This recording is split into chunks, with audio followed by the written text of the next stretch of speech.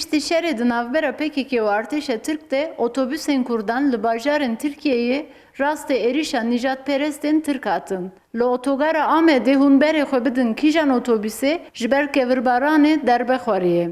Anzar poseten merdim yanu verni araba bilen.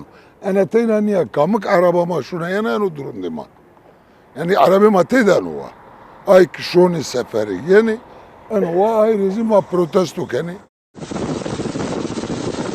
Piraniya otobüsên Kurdan li bajarên Qeyserî, Enkere, Konya û Bursayê rastê êrişê hatin. Ajokar dibêjin ew bi şansekî mezin ji mirinê Filîtînê.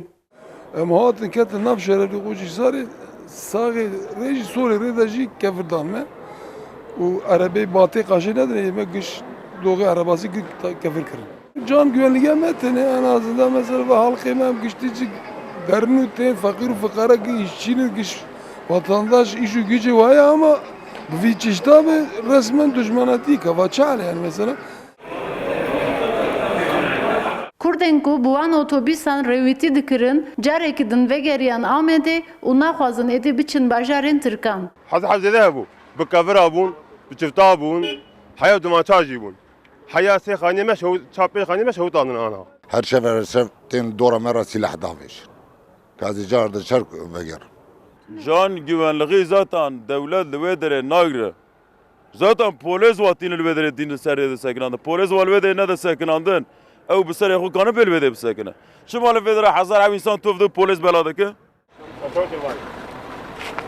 Ne tene otobüs, erebeyên şexsî jî li navçeya Beypazarî ya Ankarayê rastê êrişê hatin. Ji ber vê yekê ajokaran biryar girt neçin bajarên Tirkan.